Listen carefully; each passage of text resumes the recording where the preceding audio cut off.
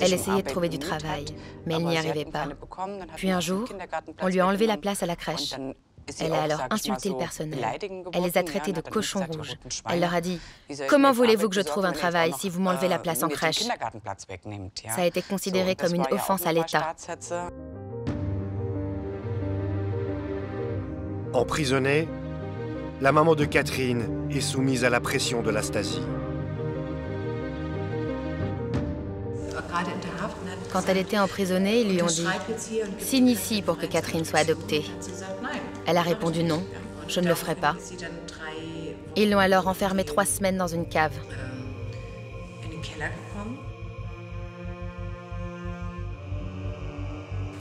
Et après 3 semaines, ils ont fait un nouvel interrogatoire. Ils lui ont redemandé de signer et elle a refusé à nouveau. L'officier a ouvert un tiroir et il a balancé le papier en disant « Nous n'avons pas besoin de ta signature. On l'a déjà faite. »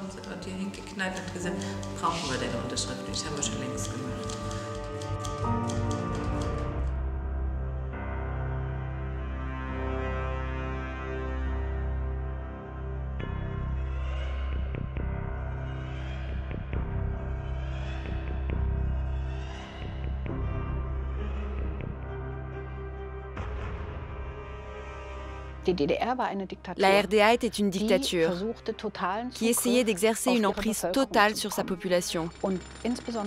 En particulier, après la construction du mur en 1961, on peut clairement affirmer que la RDA a enfermé ses citoyens. La RDA était ma patrie.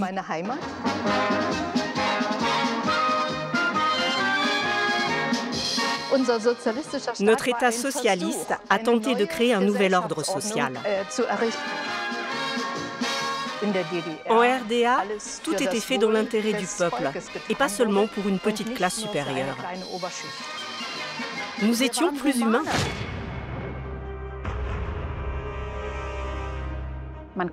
On pouvait quitter le pays seulement au péril de sa vie. Les gens fuyaient en tentant de passer le mur.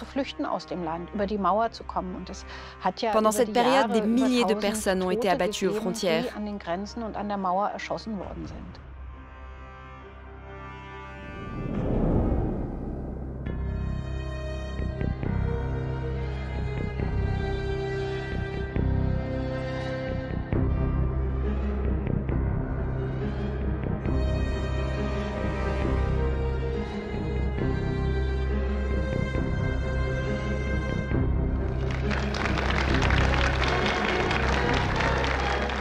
In der Wuhlheide zum Richtfest für das neue Haus der jungen Pioniere spricht Margot Honecker, Minister für Volksbildung. Liebe Mädchen und Jungen, so werdet ihr dereinst auch unser großes Haus, die Deutsche Demokratische Republik, in Besitz nehmen, gut und klug darin schalten und walten zum Wohle des Volkes.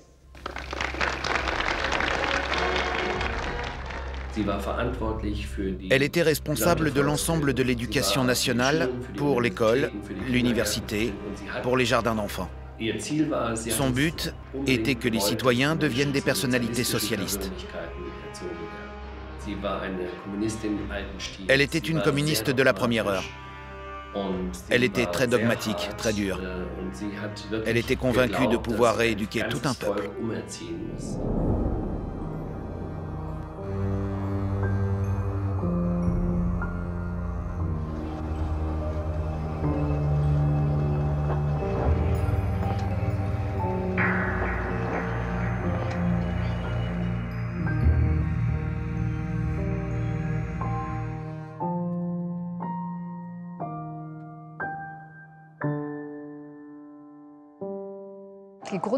Les jeunes générations avaient le droit de participer à la vie politique, le droit au travail et au repos.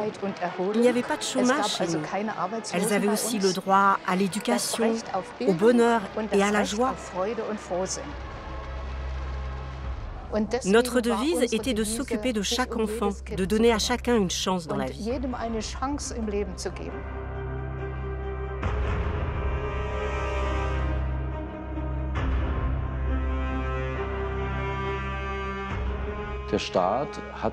L'État avait fixé des directives très strictes pour l'éducation des enfants.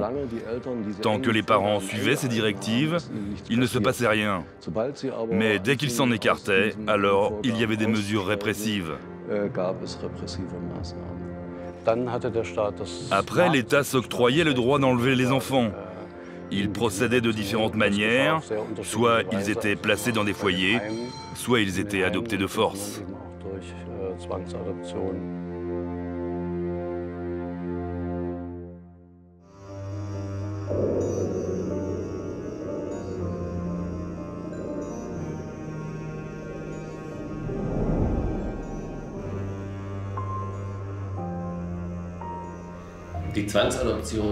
Les adoptions forcées ont été effectivement ordonnées par le ministère de l'Éducation.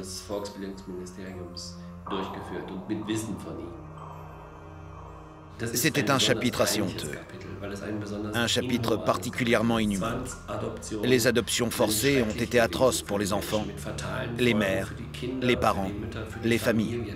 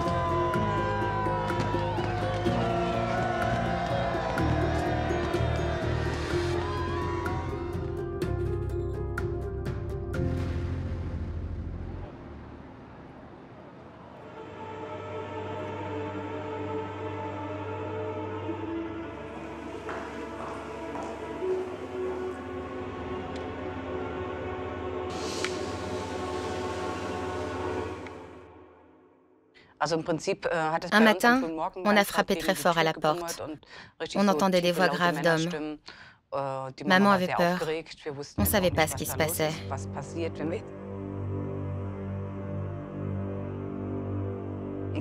Il y avait 4 ou 5 hommes habillés en civil.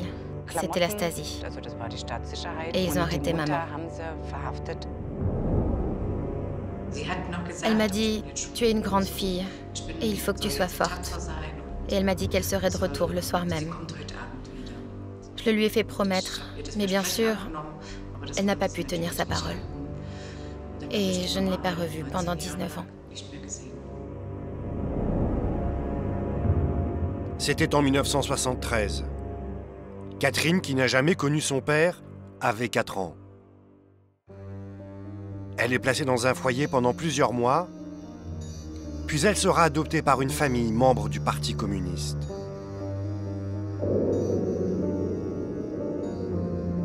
Sa nouvelle mère lui raconte alors que sa vraie maman l'a abandonnée. C'était une femme froide, distante avec ses sentiments. Plus tard, avec l'âge, elle s'est adoucie. Mais elle était très sévère. Elle n'a pas vu en moi l'enfant, mais une mission d'éducation à accomplir.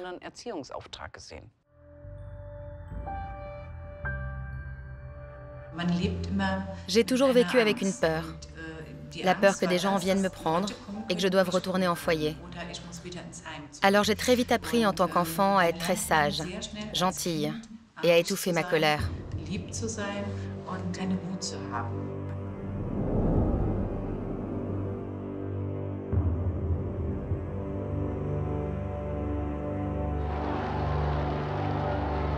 Catherine va se fondre dans le moule communiste. Elle épousera un officier et va devenir elle-même membre du parti. Sa maman n'est plus qu'un lointain souvenir, enfoui dans sa mémoire. Le 9 novembre 1989, le monde bascule. Le mur de Berlin tombe, la RDA va disparaître. Catherine a alors 20 ans. Ma première réflexion était de me dire que les nazis allaient revenir. J'étais convaincue par l'éducation que j'avais reçue que l'Ouest n'était peuplé que de nazis. 1991, l'Allemagne est réunifiée. Margot Honecker, qui incarne la dictature de la RDA, fuit au Chili. Catherine, qui vient d'avoir son premier enfant, entreprend des démarches pour revoir cette maman qui, croit-elle, l'a abandonnée.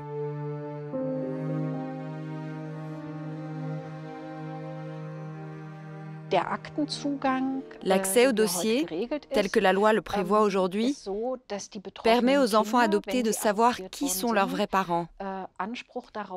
Ils ont un droit de regard dans le dossier d'adoption, mais uniquement les enfants. Les parents biologiques, eux, n'ont pas ce droit.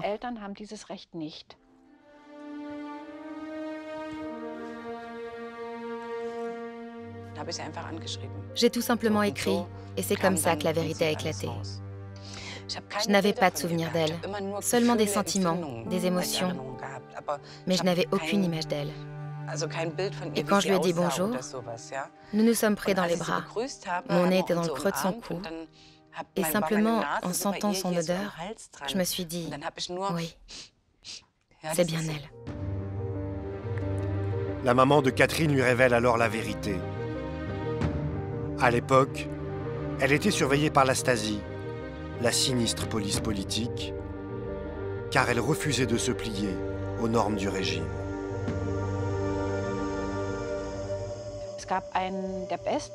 Il y avait un des meilleurs systèmes de surveillance de la population qui ait jamais existé. La Stasi donnait aux citoyens le sentiment que tout était surveillé et contrôlé.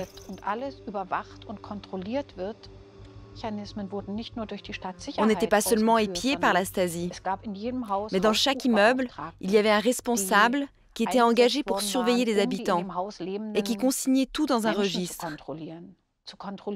Il contrôlait qui venait rendre visite, à quelle fréquence les gens faisaient la fête, s'ils se levaient tôt, ce qu'ils faisaient, comment ils s'habillaient.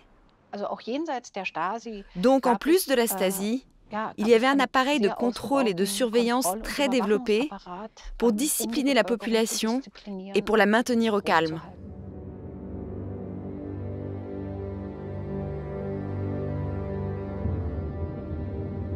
Elle essayait de trouver du travail, mais elle n'y arrivait pas. Puis un jour, on lui a enlevé la place à la crèche. Elle a alors insulté le personnel. Elle les a traités de cochons rouges. Elle leur a dit « Comment voulez-vous que je trouve un travail si vous m'enlevez la place en crèche ?» Ça a été considéré comme une offense à l'État. Emprisonnée, la maman de Catherine est soumise à la pression de la Stasi. Quand elle était emprisonnée, ils lui ont dit « Signe ici pour que Catherine soit adoptée ». Elle a répondu « Non, je ne le ferai pas ». Ils l'ont alors enfermée 3 semaines dans une cave.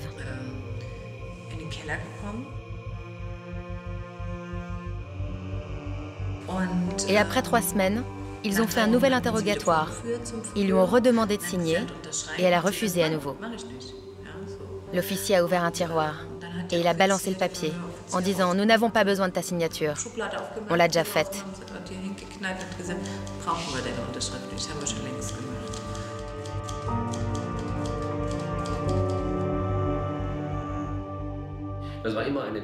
Quand on faisait quelque chose de mal et que l'on était mis en prison, il y avait toujours cette peur que les enfants soient enlevés. Quand la Stasi faisait une perquisition, les gens étaient emprisonnés. Les enfants étaient parfois placés et on ne savait pas où.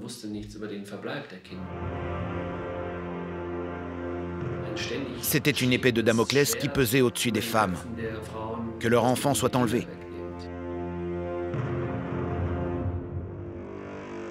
La maman de Catherine passera 5 ans en prison. À sa sortie, elle n'a plus aucun moyen de retrouver sa fille, car officiellement, elle l'a abandonnée. Le poumon du système totalitaire de la RDA, le quartier général de la Stasi, est aujourd'hui devenu un musée et un centre de recherche. Ironie de l'histoire, Catherine, l'enfant enlevé par la Stasi, y a ses bureaux. Elle a créé une association pour les victimes des enlèvements d'enfants.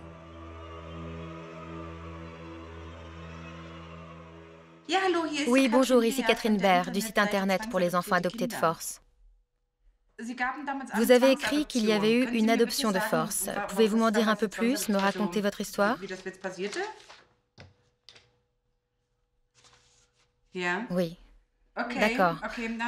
Vous aviez donc fait à l'époque une demande de sortie de territoire pour vous et votre fille, et c'est là qu'ils vous ont enlevé votre fille. L'association de Catherine Baer tente de recenser tous les cas d'enlèvement d'enfants.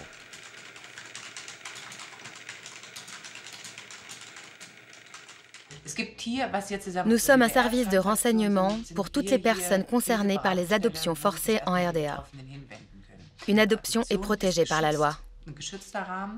Nous demandons que les parents biologiques aient au moins la possibilité de savoir ce qui a été écrit dans leur dossier à l'époque. Je trouve que ça concerne toute la société allemande et les politiciens, et il faut que quelque chose soit fait. Mais à l'heure actuelle, c'est à nous de tout prouver.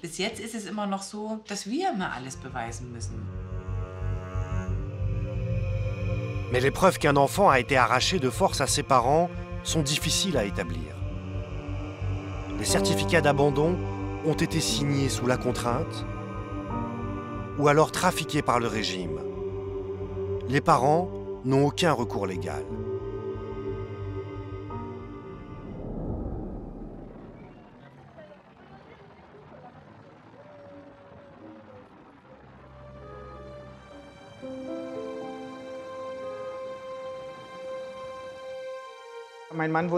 Mon compagnon de l'époque était d'accord pour que l'on ait un deuxième enfant. Il disait qu'on allait y arriver, qu'il fallait qu'on trouve un nouvel appartement car nous n'avions qu'un 2 pièces.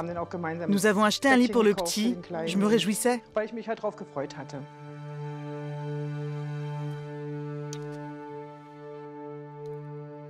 Zingora a 19 ans. Elle s'occupe seule de sa fille Mandy. Son compagnon militaire passe des mois entiers en mission. J'ai eu des contractions. J'ai donc emmené Mandy à la crèche. Mon partenaire à l'époque était dans l'armée. Je ne sais plus exactement, mais je crois que le petit est né vers midi. C'était un garçon.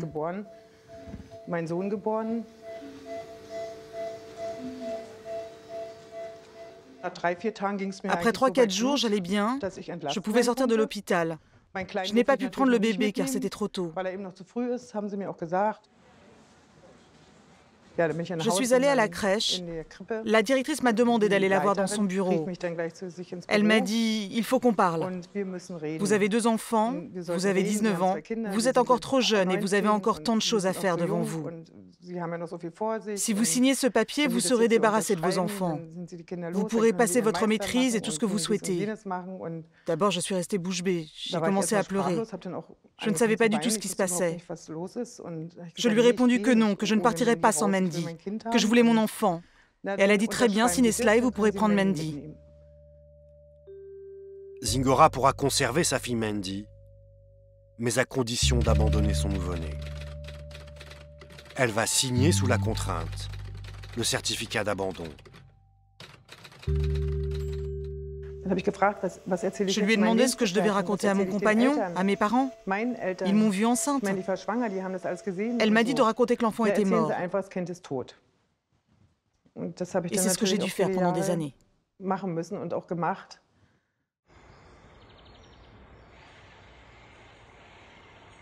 Je n'en ai jamais parlé car j'avais peur qu'ils m'enlèvent Mandy et qu'ils me mettent en prison.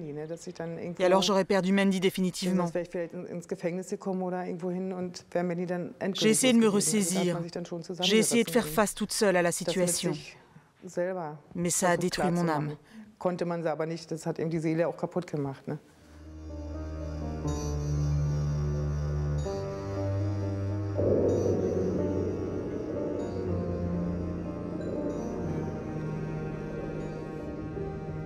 Zingora n'a jamais compris pourquoi on lui a retiré son fils. Elle a aujourd'hui rejoint l'association de Catherine Baer.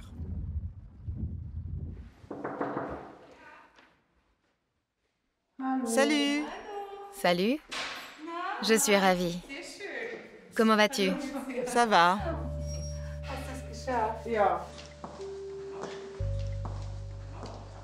Zingora n'était pas une opposante politique. Elle ne représentait aucune menace pour le régime. Elle avait suivi dans sa jeunesse le parcours parfait du jeune citoyen communiste. Elle faisait même partie de la très disciplinée et très dogmatique Organisation des pionniers.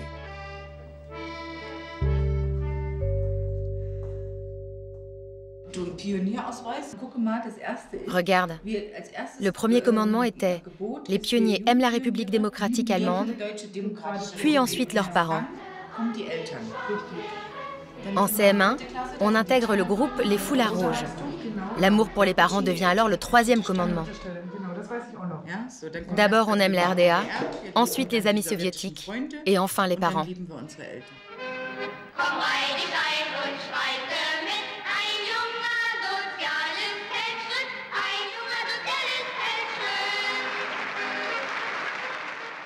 Les pionniers sont solidaires, les pionniers sont studieux, les pionniers sont de bons camarades. Ce n'était pas seulement une organisation politique, mais une organisation pour les enfants dans laquelle, bien sûr, on enseignait l'amour de la République démocratique d'Allemagne.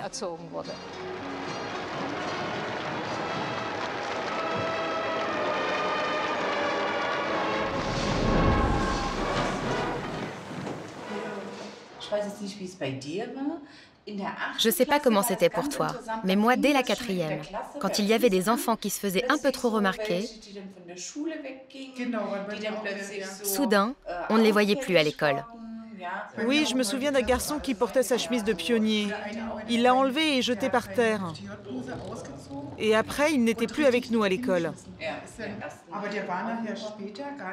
Oui, il disparaissait du jour au lendemain.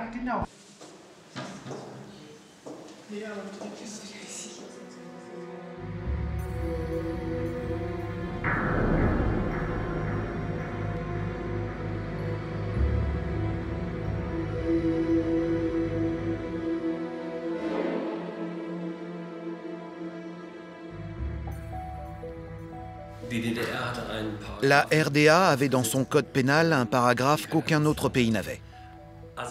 Mode de vie asocial. C'était un paragraphe qui permettait de mettre en prison des jeunes qui ne travaillaient pas, qui ne pouvaient pas prouver de quoi ils vivaient.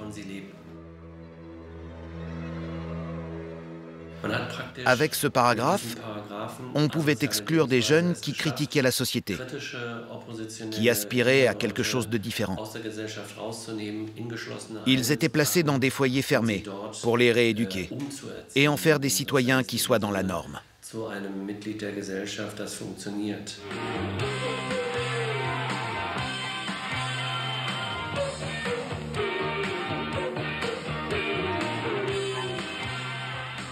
Ce n'est pas pour rien qu'il y avait chez nous le droit au travail. Chacun avait le droit de travailler et d'avoir une vie convenable. Ceux qui ne le voulaient pas, qui vivaient au crochet de la société, pouvaient s'attendre à des sanctions. Oui.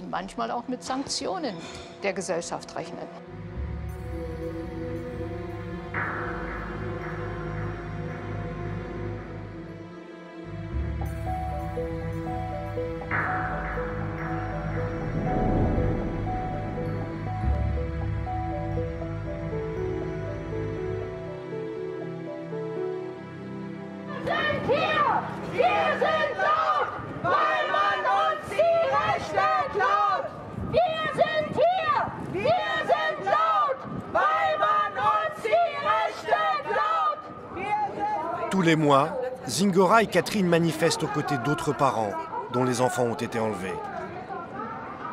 Ils déploient une banderole avec des dizaines d'avis de recherche. Ça, c'est juste une toute petite partie. Nous avons en tout 360 avis de recherche. Les mères n'ont aucun droit. La seule possibilité qu'elles ont, c'est à travers l'association. de lancer un avis de recherche pour leur enfant et espérer que l'enfant se manifeste. S'il sait bien sûr qu'il a été adopté. Ce n'est pas obligatoire d'informer l'enfant. S'il voit l'avis de recherche, nous pouvons alors établir le contact.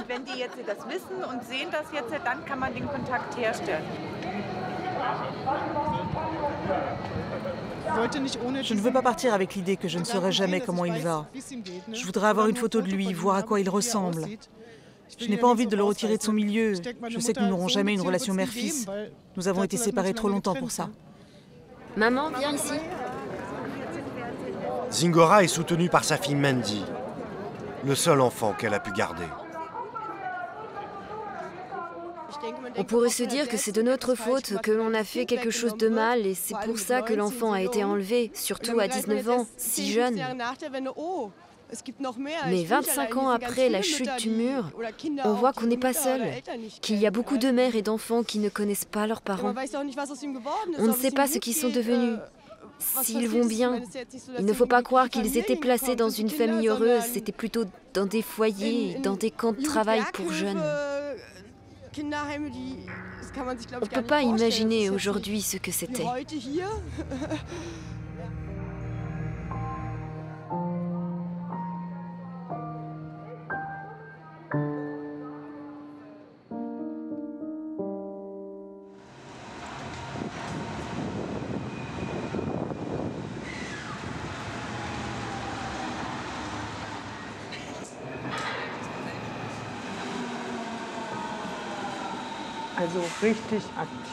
J'ai vraiment commencé activement à le rechercher il y a à peu près 1 an et demi.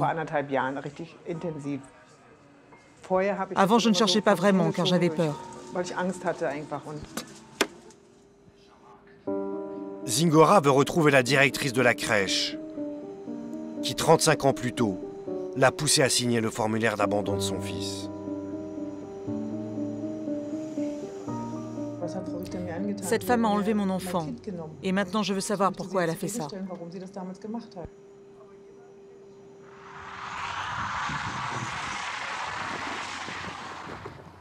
Je cherche l'ancienne directrice de la crèche. Vous savez où elle habite? Ah oui, elle habite là-bas. Ah, merci.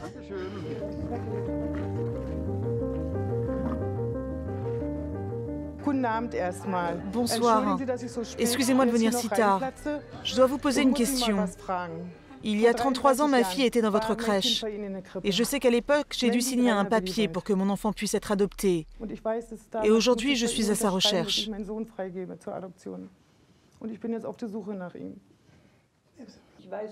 Je sais que les conditions de vie chez vous n'étaient pas très bonnes.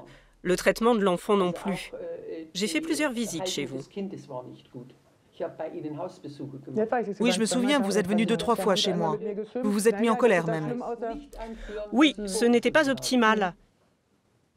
Je ne pense pas que vous souhaitiez que je vous rappelle l'état de votre appartement. Oui, ce n'était pas rangé. Pas rangé? Oui, pas rangé, mais pour moi, ce n'était pas si grave. C'était terrible, vraiment terrible. Et maintenant, je comprends ce qui a pu se passer. On m'a demandé de faire un rapport sur votre foyer. Et il était dans un tel état que ce n'était pas supportable. Avec le recul, c'est probablement la raison pour laquelle on vous a forcé à donner l'enfant à l'adoption.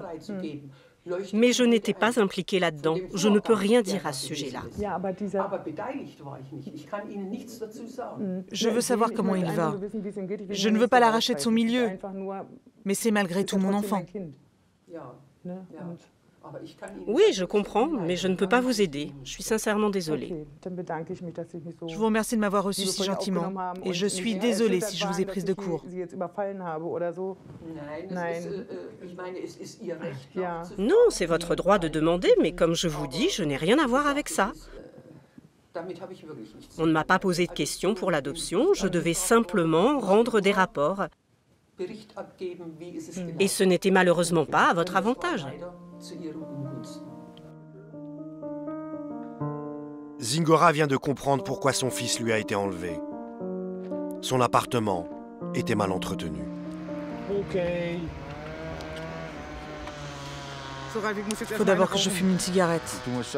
Moi aussi.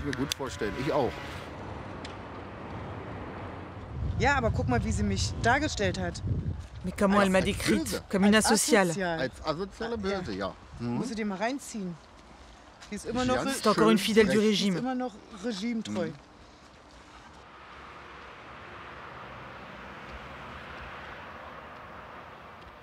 Je me sens bien. Mais émotionnellement, j'espère que chez elle tout remonte à la surface aussi. Qu'elle va aussi avoir des insomnies les prochaines nuits, comme j'en ai eu pendant des années. Peut-être qu'elle aura un jour une prise de conscience. Elle n'est plus toute jeune. J'ai l'espoir qu'elle se dise un jour qu'elle a mal agi. Mais je n'y crois pas.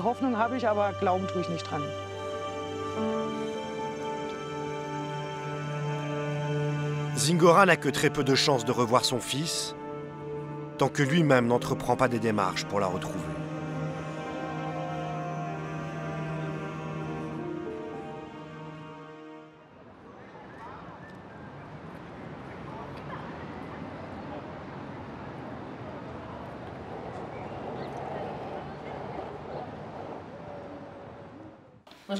Qu'est-ce que tu as porté? L'album photo d'Axel.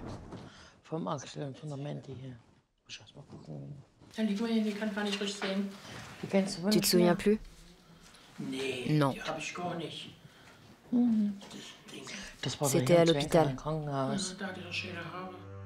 Il avait de beaux cheveux.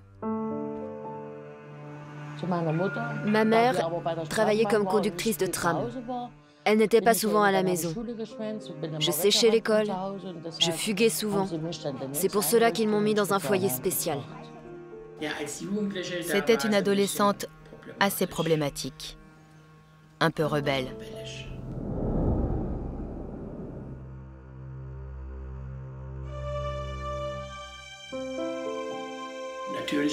Bien sûr que je me suis réjouie de la naissance. Je me suis préparée à ça. Sabine ne gagnait pas encore sa vie. J'ai tout acheté.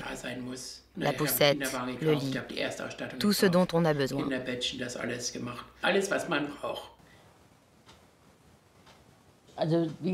L'accouchement a duré 18 heures. Une représentante du service social à l'enfance est venue le lendemain et m'a dit que j'étais encore jeune, que je pourrais avoir encore plein d'enfants et que je devais donner celui-là à l'adoption. Je n'étais apparemment pas capable d'éduquer l'enfant de manière socialiste. Doch die Trümmerfrauen haben dir frisiert und die Jansen-Eulen-Stehne neu sortiert. Ganze 25 Mal hat es kalendert. Mensch, Belli, wie hast du dir verändert? J'étais dévastée. J'ai éclaté en sanglots. Impossible de me calmer. J'étais à bout de nerfs. J'avais de la fièvre. J'aurais pu en mourir. J'étais à bout. Mais ce n'était que le début de mon cauchemar. Pourquoi? La raison? Je sais pas. J'ai jamais su. Personne du service à l'enfance n'est venu voir si tout était en état. C'était incompréhensible.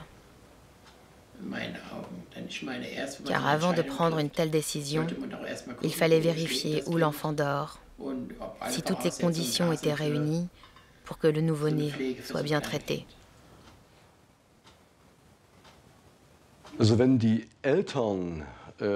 Quand les parents étaient soupçonnés de ne pas être politiquement corrects et qu'on enlevait les enfants, les soupçons portaient sur toute la famille. On ne confiait pas l'enfant à la grand-mère ou à une tante. Ce qui était le plus important, c'était d'enlever l'enfant d'un milieu qui était jugé non socialiste.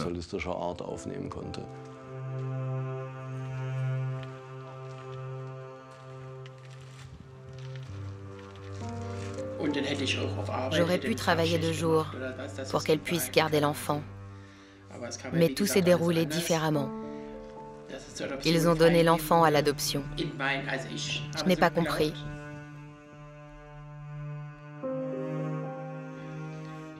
Un collègue m'a suggéré d'écrire à un représentant de l'État. J'ai écrit au ministre de la Famille, Madame Honecker. J'ai écrit une lettre où j'ai décrit ce qui s'était passé. Je n'ai jamais eu de réponse. Ma petite maman.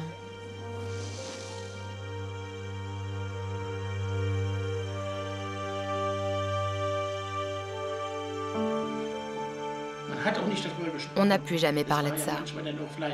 On avait honte.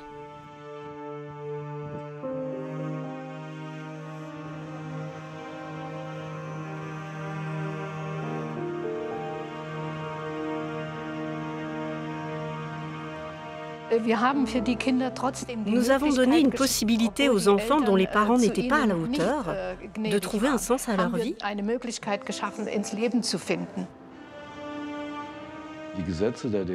Les lois de la RDA étaient faites de manière à ce que les parents n'aient aucun droit. Ils ne pouvaient pas faire comme aujourd'hui des recours auprès du tribunal administratif. Ils ne pouvaient pas s'adresser aux médias. Ils n'avaient aucune possibilité de se défendre.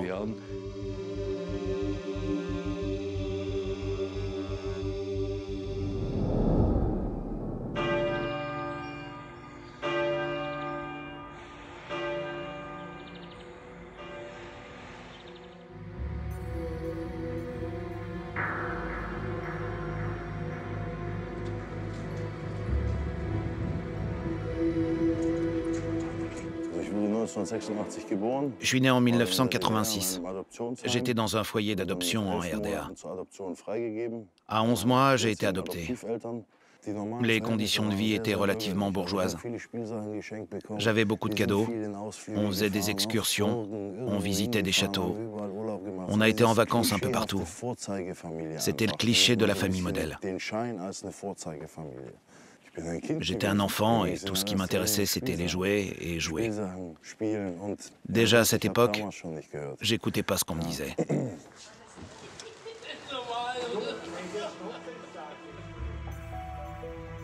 Derrière cette apparence d'enfance idéale, Axel souffre dès son plus jeune âge de troubles du comportement. À 11 ans, un jour, en sortant d'un séjour en hôpital psychiatrique, 2 adultes en larmes m'ont annoncé qu'ils n'étaient pas mes vrais parents. C'était un sentiment d'impuissance. Déjà avant, j'étais particulièrement rebelle. Je n'écoutais jamais rien, mais ils étaient mes points de repère. Je me suis alors demandé si je devais continuer à les écouter. De toute manière, c'était pas mes parents.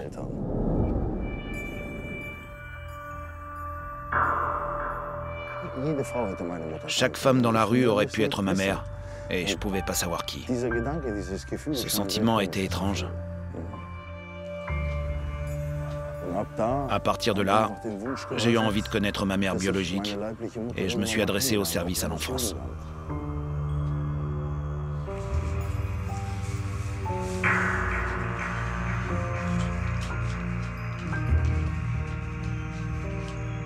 Bonjour. C'est pas évident pour moi d'écrire cette lettre. Je suis assez nerveux, mais je suis heureux d'avoir la possibilité de correspondre avec toi. Cela fait déjà longtemps que j'ai émis le souhait auprès du service à l'enfance de connaître ma mère biologique. Je n'arrive pas à lire.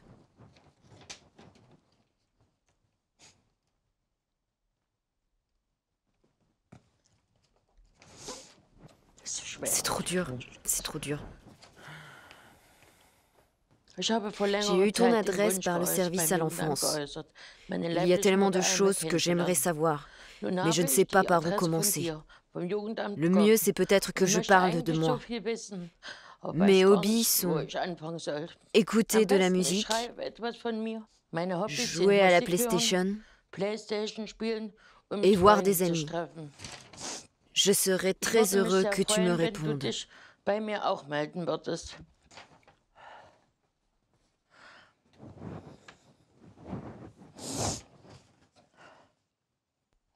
J'ai d'abord pleuré, beaucoup pleuré.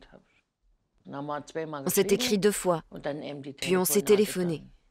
Le premier appel a duré 3 ou 4 heures. Oui, on a téléphoné aussi longtemps que ça la première fois.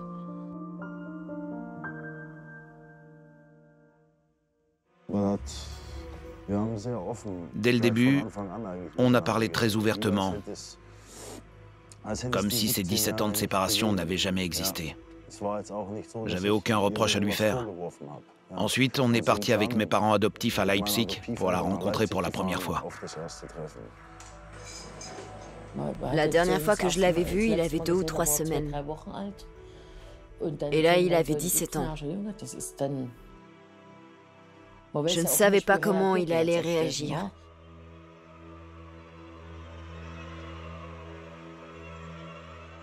On a les mêmes traits de visage, le même nez. C'est un nez un peu bosselé. C'est ce jour-là qu'elle m'a dit que je lui avais été enlevé. Mais mes parents adoptifs n'étaient pas d'accord avec elle. Alors ils se sont disputés et après ils ont eu une vive discussion.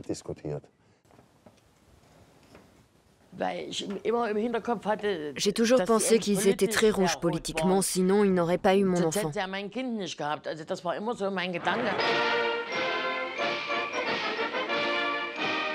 Ils ont nié. Ils ont dit qu'ils n'étaient pas membres du parti. Mais tout le monde savait à l'époque que seuls les gens qui étaient hauts fonctionnaires ou ceux qui avaient de l'argent avaient le droit d'adopter un enfant, pas les simples travailleurs.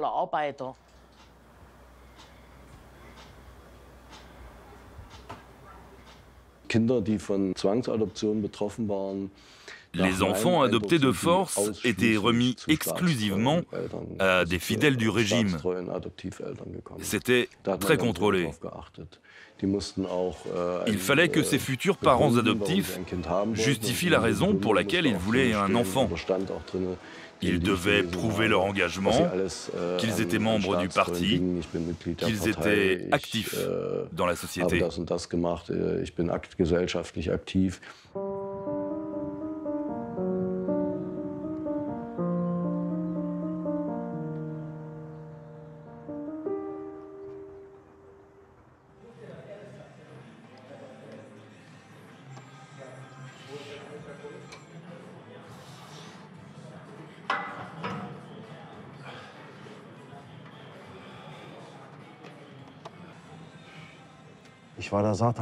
J'étais le fils du diable.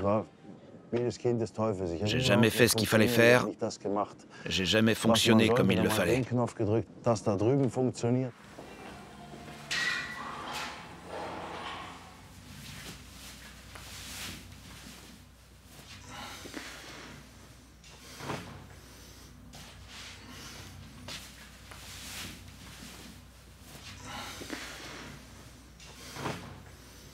Là, c'est l'aigle du Reich. Là, les 2 têtes de mort SS. Ça, ce sont les éclairs SS. NSDAP. Skin en ancien anglais. Ici, skin en ancien allemand.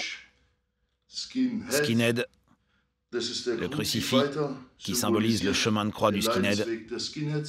Ici, Germania. Ici, Heil Hitler, 88, et voilà. Ça a commencé dans ma jeunesse. J'avais 15 ans. Ma chambre ressemblait au QG du Führer. À partir de là, ma famille adoptive s'est complètement désintégrée. Mon père a appelé les flics, il a fait débarrasser ma chambre, il a essayé de me frapper. J'étais vraiment plus le bienvenu.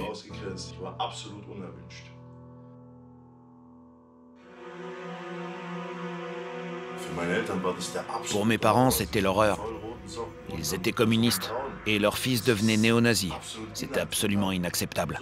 Notre fils le nazi, quelle horreur. J'ai réfléchi pendant des années pourquoi j'étais devenu nazi, skinhead. Car en vrai, je trouve ça répugnant. Je suis pas un raciste. Mais cette structure, c'était comme une armée. Je n'étais plus seul.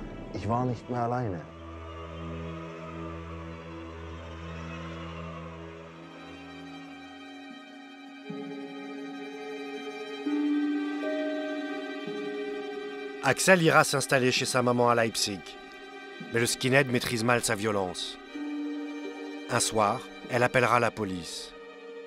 Axel ne lui pardonnera pas. Depuis, ils ne se voient plus.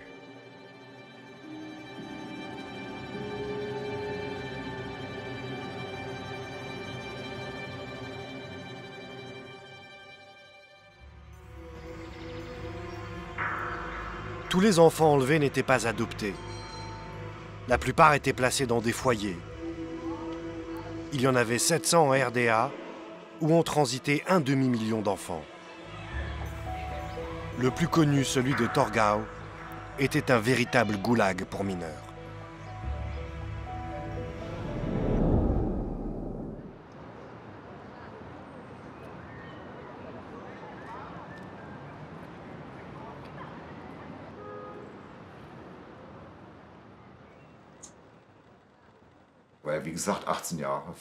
J'ai passé 18 ans en foyer. Depuis ma naissance, je n'ai rien connu d'autre. Pour moi, la violence était normale. Les abus sexuels, c'était normal. Les cellules, dans des foyers de passage, c'était normal. Des barreaux aux fenêtres, c'était normal. La sévérité des éducateurs, c'était normal. Tout ce qui est considéré comme anormal était pour moi complètement normal.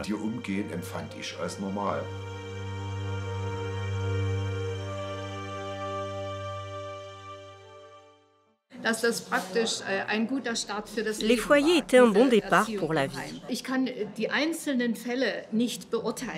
Je ne peux pas vraiment juger moi-même, mais je peux dire que d'anciens enfants des foyers de la RDA affirment qu'ils ont gardé de bons souvenirs. René est né dans une prison pour femmes. Sa mère y est détenue pour raisons politiques. Il a été enlevé à la naissance.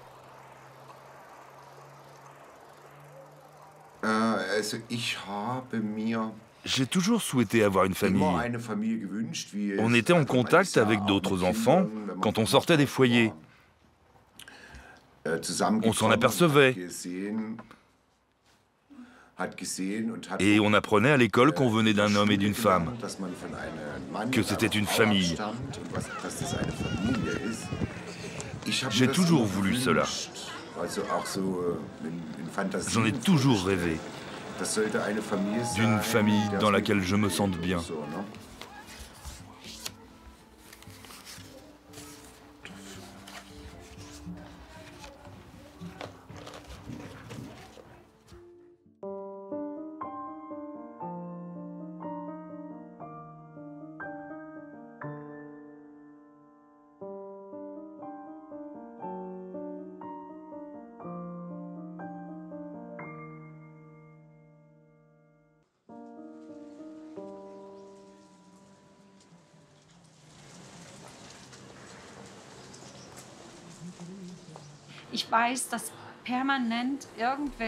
Je sais que des fonctionnaires du parti venaient tout le temps chez nous et menaçaient de prendre les enfants.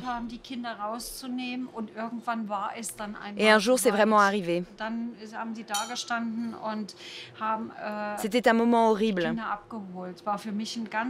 Je me souviens avoir crié quand on m'a enlevé ma sœur.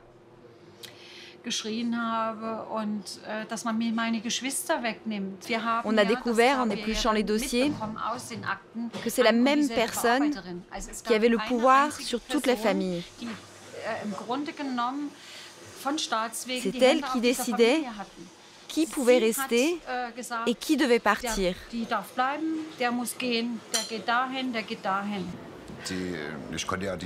Je l'ai connue dans un foyer. J'étais un jeune ado. Elle était très tyrannique. L'attitude de cette personne, c'était terrible. De prendre conscience qu'une seule et même personne avait tout ce pouvoir entre ses mains sur notre famille, c'était vraiment horrible.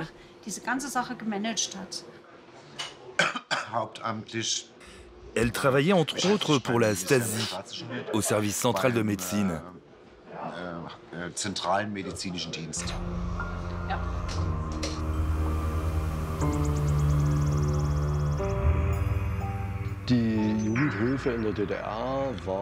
Le service à l'enfance en RDA faisait structurellement partie de la dictature.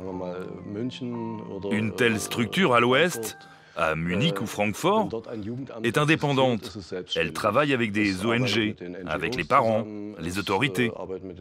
En RDA, cela faisait partie de la pyramide, du fonctionnement de l'éducation nationale.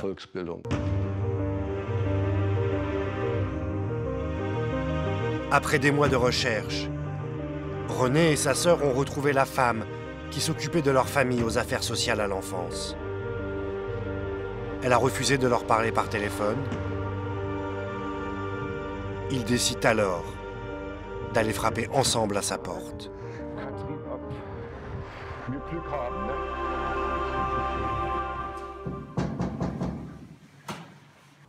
Allez-vous-en, laissez-moi tranquille. Je voulais savoir si vous étiez Madame... Et si vous pouviez m'aider. Je vous ai dit que je ne savais rien, allez-vous-en. Serait-il possible... Je vous ai dit non. Très bien, madame. Nous nous en allons. S'il vous plaît, allez-vous-en.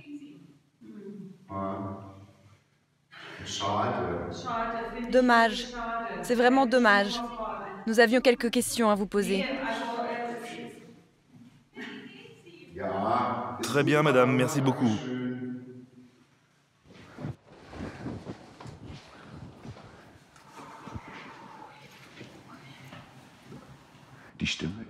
Cette voix,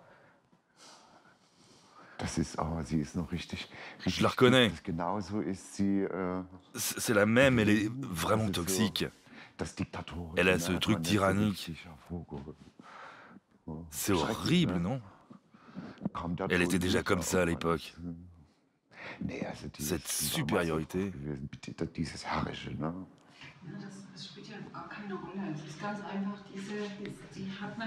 Je ne comprends pas. Mais si elle n'a rien à cacher, elle pourrait ouvrir la porte et répondre à nos questions. Viens ici, mon petit cœur. Viens que je te prenne dans mes bras.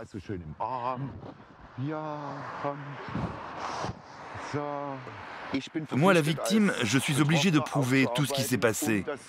Cette femme ne doit pas le faire. Elle sait qu'elle a fait des choses mauvaises, mais elle n'a pas de compte à rendre. Moi, je dois prouver que ça existait, pas elle. Je ne crois pas qu'elle puisse vivre une vie normale et tranquille. Avec la médiatisation, les recherches qu'il y a en cours, ils savent pertinemment que leur nom va apparaître tôt ou tard.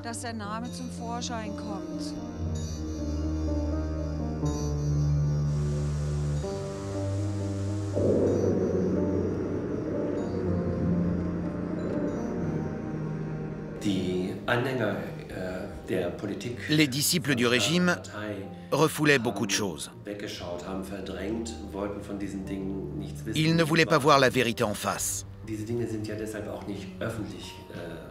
Ces choses-là n'étaient de toute façon pas exposées sur la place publique. Et jusqu'à aujourd'hui, certaines personnes ne veulent toujours pas y croire. Ils ont gardé cette position. Ils continuent de nier tout ce qui est reproché à la RDA. Beaucoup de gens ont été trompés, car ils étaient engagés et ont cru à une société humaine, beaucoup plus humaine que celle de l'Ouest. Et ils étaient convaincus par les buts nobles du socialisme.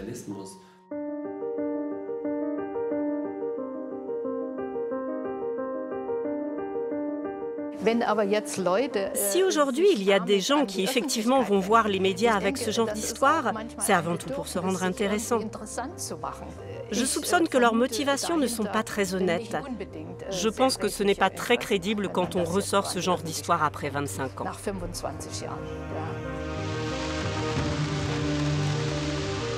25 ans après la réunification, l'Allemagne ne veut plus entendre parler des sombres histoires de la RDA. Nous n'avons jamais pu obtenir l'autorisation d'interviewer le responsable fédéral des archives de la Stasi sur les enlèvements d'enfants.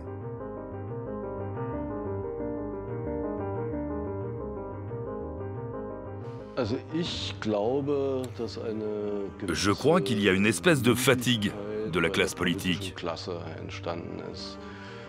Quand il y a un nouveau groupe de victimes, cela coûte de l'argent, car ils veulent un dédommagement. Il faut créer de nouvelles lois. En Allemagne, on sent surtout dans le milieu politique qu'ils veulent en finir avec tous ces problèmes. Mais comme il y a toujours des nouveaux problèmes qui surgissent, il faut trouver un moyen de se défendre. Et la meilleure façon de le faire, c'est de les ignorer.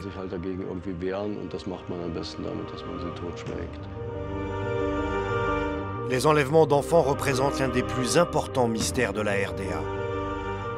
Et très probablement, il le restera.